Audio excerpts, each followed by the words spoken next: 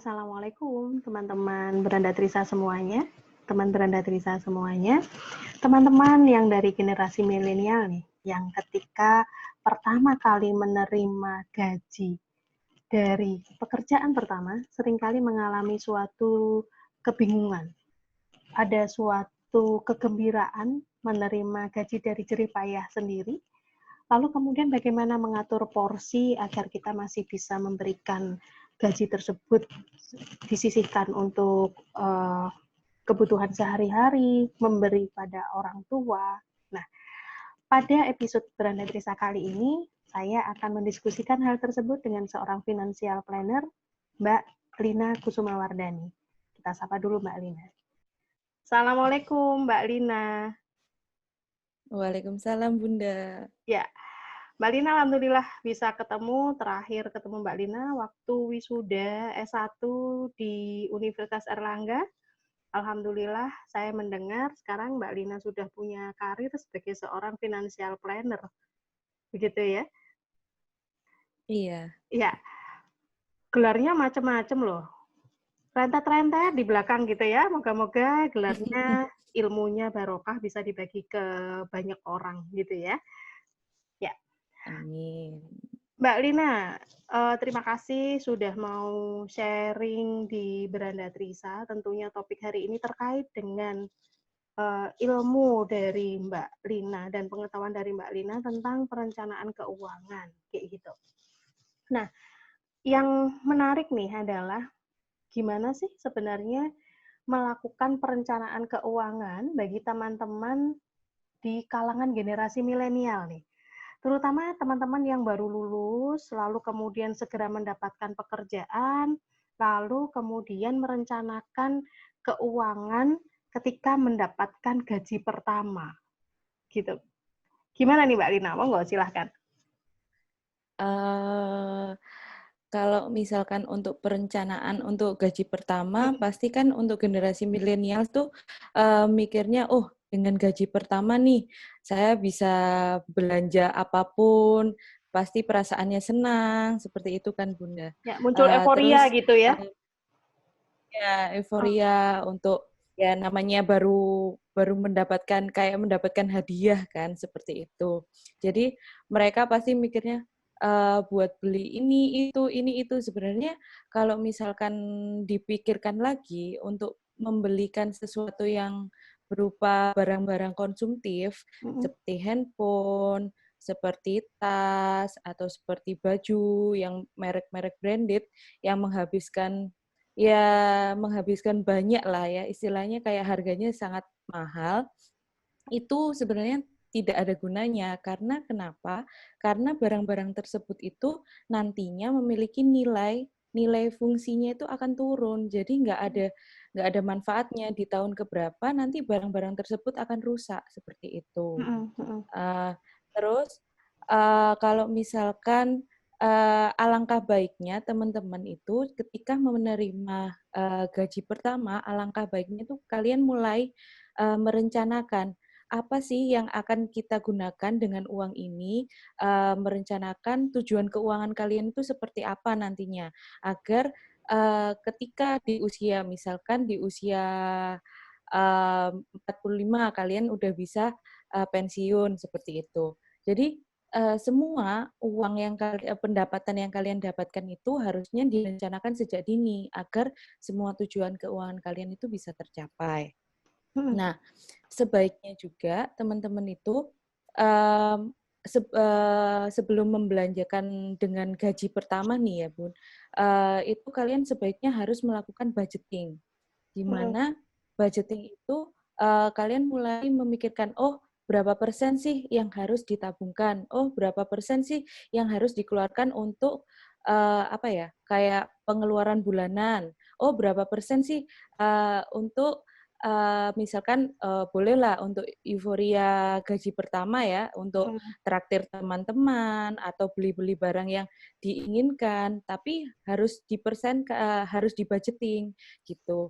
Terus berapa persen sih yang harus, pastinya dengan gaji pertama itu kalian kan pengennya memberikan uang hasil kalian ke orang tua. Berapa Nah, persen sih itu. yang harus diberikan ke orang tua, seperti itu. Jadi, jangan langsung dengan gaji pertama kalian cuma memberikan, oke lah dengan memberikan gaji ke orang tua, terus sisanya kalian belanjakan, kalian foya-foyakan. Nah, itu semuanya akan sia-sia seperti itu. Alangkah baiknya kalian budgeting mulai dari gaji pertama, seperti itu sih, Bun. Oke.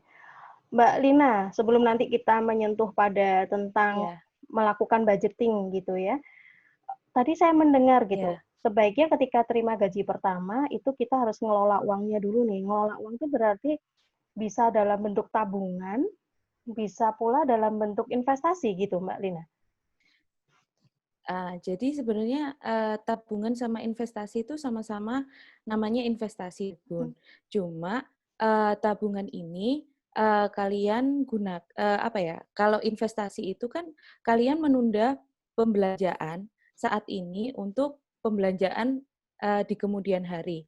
Namun penempatannya itu pada aset yang produktif. Jadi misalkan aset-asetnya itu ditempatkan di misalnya uang kalian tuh ditempatkan di saham atau di usaha, membuka usaha atau di reksadana seperti itu. Kalau misalkan tabungan itu uang kalian tuh masuk ke tabungan, uang cash kalian tuh masuk ke tabungan dengan bunga yang ya kecil kan, maksudnya tidak berubah gitu, seperti itu. Nah, terus kalau misalkan kalian ingin mengelola apa ya, mengelola gaji pertama, alangkah baiknya kalian mulai membudgeting tuh kan, setelah membudgeting apa berapa persennya untuk investasi, untuk pengeluaran bulanan, untuk pemberian ke orang tua seperti itu. Nah, dengan gaji pertama itu kalian juga sudah bisa melakukan investasi seperti itu. Nah, investasi ini apa ya? Investasi ini kalian lakukan sejak dini untuk tujuan kalian di akhir. Nah, misalkan nih saya ada contoh. Nah, kalian baru mendapat gaji sebesar 7 juta. Nah, otomatis dengan kalian udah memiliki pekerjaan, kalian udah mendapatkan gaji tetap, kalian akan ingin untuk ke step selanjutnya. Tujuan kalian misalkan ingin menikah, ya kan? Ingin menikah dengan misalkan dengan biaya 100 juta, seperti itu. Nah, kalian menikah ingin 2 tahun kemudian. Nah, otomatis kalian mikir dong, gimana caranya dengan gajian saya 7 juta setiap bulan bisa mencapai 2 tahun kemudian itu bisa memiliki uang sebesar 100 juta. Itu sebenarnya mustahil atau enggak, Bun? Kalau misalkan dengan gaji 7 juta, dengan 2 tahun kemudian dia memiliki uang 100 juta. Menurut saya kan Kalau gimana tuh Mbak Lina ya? Kebayang ya? 7 juta, lalu kemudian harus dibagi-bagi tadi di porsi-porsi. Lalu 2 tahun lagi itu bisa punya investasi kurang lebih untuk membiayai pernikahan 100 juta gitu ya. Nabungnya berapa ya Mbak iya. Lina? Investasinya berapa dong kalau kayak gitu? Atau mungkin ada caranya nih? Nah, Gimana nih? sebenarnya ada caranya, Bun. Dengan melakukan perhitungan sih. Ini fungsinya perencana keuangan itu seperti ini, Bun. Jadi kita memperhitungkan berapa sih tabungan yang dibutuhkan oleh seorang klien atau nasabah kita itu untuk mencapai uang sebesar 100 juta ini. Nah, misalkan gini, kalian memiliki uang 7 juta. Otomatis 2 tahun kemudian misalkan tahun ini itu biaya pernikahan itu 100 juta. Tapi kita kan ada inflasi, Bun. Jadi 2 tahun kemudian itu uang 100 juta itu tidak 100 juta lagi, tapi 106 juta 90.000 itu 2 tahun kemudian. Gimana kita bisa Itu dengan mencapai ngitung uang inflasinya 100 berapa tuh Mbak Lina? Dari 100 ke 106. Kurang lebih eh, asumsinya? itu asumsinya inflasinya 3%, Bun. Oh, oke. Seperti itu. Jadi ada inflasi 3%, jadi ketemunya 106 Rp106.090.000. Nah, dari jumlah 106 itu, berapa sih tabungan yang kita butuhkan? Ternyata sudah saya hitungkan itu ketemunya 2.676.899.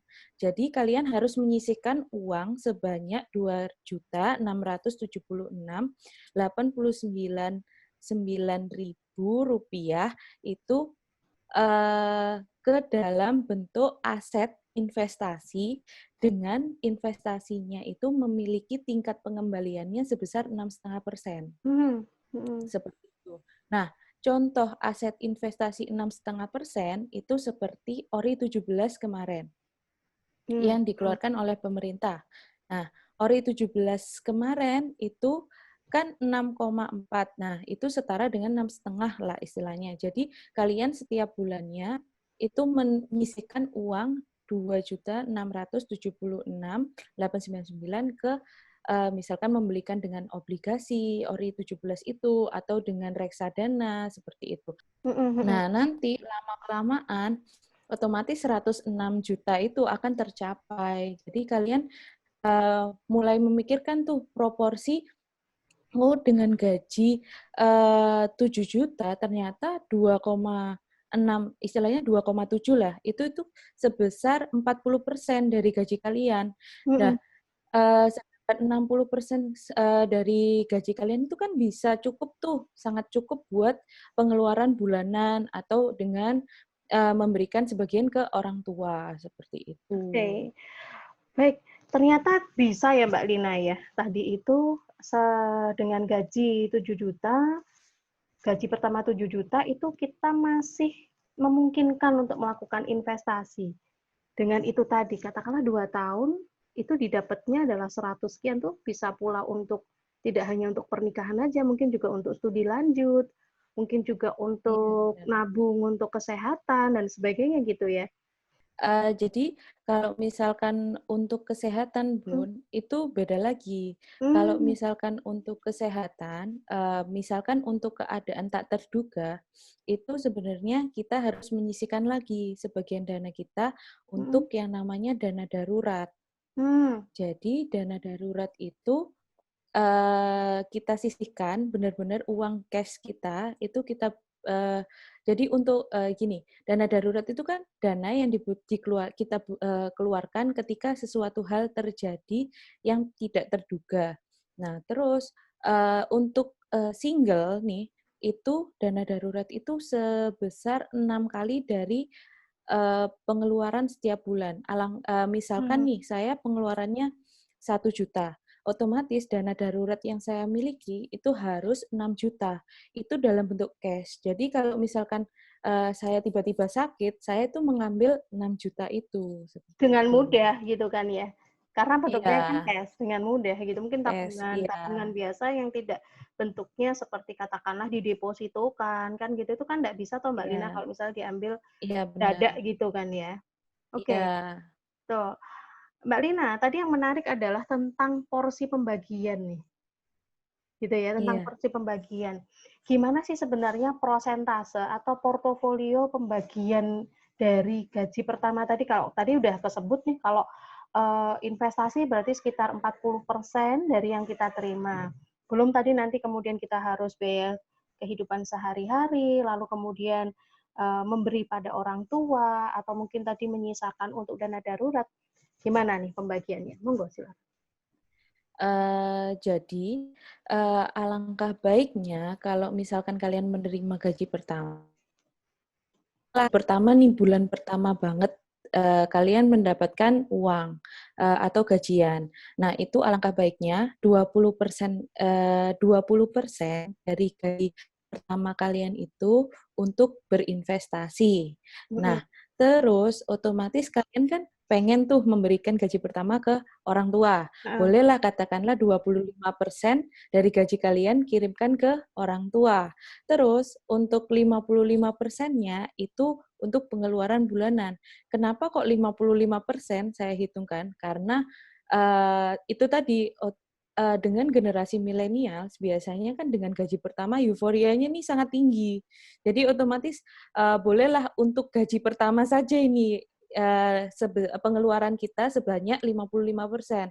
Karena apa? Karena kan kita masih pengen beli ini, misalkan beli tas atau mentraktir teman-teman, atau beli kayak keperluan, misalkan kalau misalkan ngekos di Jakarta, Mhm. kebutuhan untuk kos, untuk ini itu kan otomatis sangat banyak. Jadi boleh dimaklumi untuk gaji pertama pengeluaran kita 55%.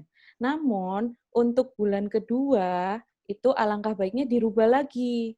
Kenapa? Karena kita udah mulai memikirkan nih, gimana sih tabungan ke depan, karena euforianya udah cukup tuh di bulan pertama, di bulan kedua berubah lagi. Misalkan di bulan kedua itu kita mulai menabung yang namanya untuk dana darurat, karena Mhm. kalau misalkan teman-teman baru lulus kuliah, terus apa ya, baru mendapatkan kerja, otomatis kita kan udah mulai lepas tuh dari orang Orang tua. tua, mhm. Jadi kita harus mulai memikirkan lagi dana darurat untuk kejadian yang tidak terduga tadi, Bun, yang Mhm mhm. udah saya jelaskan. Nah, terus misalkan kita mulai menambah tuh investasi kita bisa 30%, dari 30 sampai 35 lah istilahnya dari gaji kita. Kemudian sisanya baru untuk pengeluaran bulanan seperti itu. Mmm. Nah, kalau misalkan kalian bisa lagi untuk mengelola pengeluaran itu lebih sedikit lagi, kalian lebih bagus. Karena apa? Pengeluaran misalkan sampai ditekan lagi sampai 40% nih. Nah, katakanlah 35-40%. Otomatis yang 60, 65 mhm. sampai 60-65% itu bisa kalian investasikan. Misalkan untuk dana darurat berapa, untuk investasi berapa. Asalkan investasi itu harus ada setiap bulan agar tujuan keuangan kalian itu tercapai. Karena apa? Dengan apa ya? Kalau misalkan kalian berinvestasi secara rutin, itu uang kalian tuh semakin cepat untuk tercapai. Dengan uang tersebut bisa mencapaikan tujuan keuangan. Seperti Mhm itu mhm sih. mhm. Oke, menarik banget ya Mbak Lina ya. Ternyata, eee, kalau saya lihat sih sebenarnya ada satu sisi yang harus kita pegang untuk supaya bisa memungkinkan kita punya, tabungan dan investasi di masa depan itu adalah kuncinya disiplin ya, sama Iya, konsisten. komitmen. Komitmen, Iya, betul.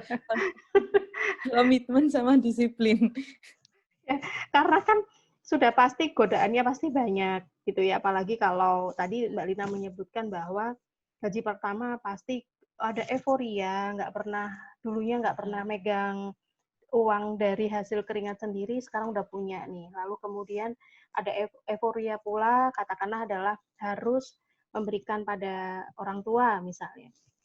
Nah, apa lagi nih Mbak Lina, selain kemudian harus, disiplin, lalu punya komitmen, ada, tips apa lagi nih buat teman-teman generasi milenial ketika pertama kali mereka menerima gaji nih? Monggo silakan. Jadi gini, untuk gaji pertama kalian, itu kan, selain kita harus komitmen dan disiplin dalam menabung, jadi ada langkah-langkah step by step. Yang pertama, kita harus melakukan budgeting dulu. Mhm Budgeting mhm. berapa persen untuk menabung, berapa persen untuk, apa ya, untuk dana darurat, berapa persen untuk pengeluaran bulanan, berapa persen untuk memberikan ke orang tua, seperti itu. Itu langkah pertama yang harus dilakukan. Mhm. Karena dengan itu kita mulai disiplin tuh. Kalau misalkan kita udah istilahnya kayak membuat peraturan. Jadi peraturan itu harus kita lakukan. Jadi budgeting itu dengan berapa persennya ini harus benar-benar dilakukan seperti itu. Terus kalau misal tapi budgeting ini harus disesuaikan dengan kondisi berapa besarnya gaji yang kalian dapatkan gitu. Nah, terus setelah melakukan budgeting, oh ternyata kita mulai nih melakukan budget ini dan kita mulai mengontrol. Ternyata pengeluaran saya kalau misalkan sebesar 55%, oh ini terlalu besar karena saya masih seharusnya bisa menabung lebih banyak. Nah, itu mulai kita rubah lagi, mengontrol pengeluaran. Jadi kita harus memilah-milah, benar-benar memilah mana pengeluaran yang bagus untuk konsumtif, mana yang pengeluaran untuk apa ya, pengeluaran yang untuk investasi. Itu kalau misalkan yang investasi itu kan lebih bagus gitu kan. Hmm. Nah, terus pengeluaran konsumtif ini harus dibagi lagi. Mana yang benar-benar pengeluaran yang impulsif, mana pengeluaran yang benar-benar kita butuhkan. Karena pengeluaran impulsif inilah yang mengganggu eh, mengganggu keuangan kita. Karena Hmm. apa? Pengeluaran impulsif ini apa ya? Kadang-kadang kayak lebih besar daripada pengeluaran yang kita butuhkan, seperti Dan itu. itu Jadi kalau kita misalnya harus kadang nggak terasa ya Mbak Lina ya, pengeluaran impulsif itu iya, bahkan nggak terasa gitu.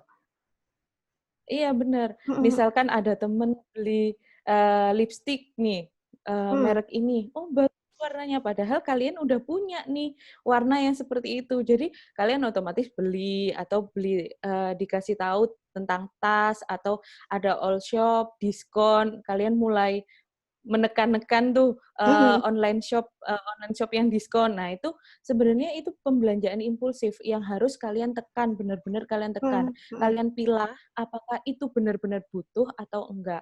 Mhm. Kalau misalkan benar-benar butuh, bolehlah kita beli. Tapi kalau benar-benar itu tidak butuh, udah lebih baik hilangkan pembelanjaan impulsif yang seperti itu. Nah, terus setelah mengontrol nih pengeluaran, pembelanjaan konsumtif, mana yang impulsif sama mana yang benar-benar butuh. Nah, terus kalian udah mulai nih harus memikirkan investasi apa sih yang cocok buat kalian. Jadi investasi ini tidak harus apa ya dalam berupa kan kalau misalkan kata-katanya investasi itu pasti pemikirannya kayak beli saham, beli reksadana, beli obligasi. Mhm. Sebenarnya itu Mhm. enggak seperti itu. Kalian juga bisa mulai memikirkan usaha apa sih yang kalian cocok. Nah, dengan usaha membelikan barang untuk usaha itu adalah salah satu bentuk dari aset investasi real namanya. Mmm. Jadi investasi itu bisa dalam bentuk usaha yang bisa pokoknya investasi harus yang memberikan hasil berupa penambahan pendapatan selain gaji utama atau gaji dari pekerjaan kalian seperti itu. Mhm. Mhm. Mhm. Nah, dengan kalian mulai memikirkan investasi, otomatis keuangan kalian nih mulai tertata. Jadi kebiasaan inilah yang uh, akan bagus dan nantinya semua tujuan keuangan kalian yang di masa depan itu bisa tercapai. Jadi misalkan tujuan keuangan itu bisa membeli rumah, biaya nikah, terus uh, bisa untuk kalau misalkan udah nikah mulai memikirkan pendidikan anak karena kan pendidikan anak juga penting Mhm. kalau misalkan udah nikah karena biaya pendidikan kan dari tahun ke tahun udah naik Nambah, tuh naik otomatis terus. biayanya yang dibutuhkan tuh banyak. Terus kalian udah memikirkan asuransi untuk memanajemen resiko dari kalian. Misal kalian sakit, kalian nggak lagi menggunakan dana darurat, tapi kalian bisa menggunakan uh, klaim dari asuransi. Kalian udah mulai memikirkan itu. Terus habis itu kalian juga udah mulai memikirkan dana pensiun. Karena apa? Kalau misalkan kalian ingin pensiun di usia 45 tahun itu sangat memungkinkan. Mhm. Mhm. Dengan misalkan udah pensiun, kalian punya pendapatan yang tetap. Maksudnya dengan uang kalian yang kalian kumpulkan nantinya waktu kalian sudah pensiun setiap bulannya itu kalian mendapatkan uang Mhm. seperti Mhm. itu. Mhm. Jadi tujuan keuangan kalian inilah yang harus kalian mulai pikirkan sejak dini seperti itu sih Oke. Bu. Ya, Mbak Lina, ternyata menarik sekali ya, diskusi kita pada hari ini. Jadi, saya harap setelah mendengarkan apa yang telah dijelaskan oleh Mbak Lina, teman-teman yang saat ini sedang punya atau mungkin lagi bingung nih, caranya gimana mengelola gaji pertama untuk jangan-jangan kemudian ini udah 3 kali terima gaji gitu ya, tapi kenapa kok kayaknya cuman datang, mampir bentar terus pergi gitu ya. Lewat. Lewat Iya, aja gitu kan. bener bener. Karena kebanyakan emang seperti itu, Bun. Nah, tentunya dengan penjelasan Mbak Lina tadi, itu saya harap teman-teman bisa lebih bijak di dalam mengelola keuangannya, begitu. Terima kasih Mbak Lina atas penjelasannya.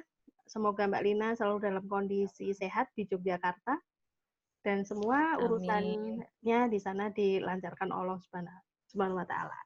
Gitu. Sekali lagi terima Amin. kasih. Assalamualaikum warahmatullahi wabarakatuh. Waalaikumsalam, Bunda.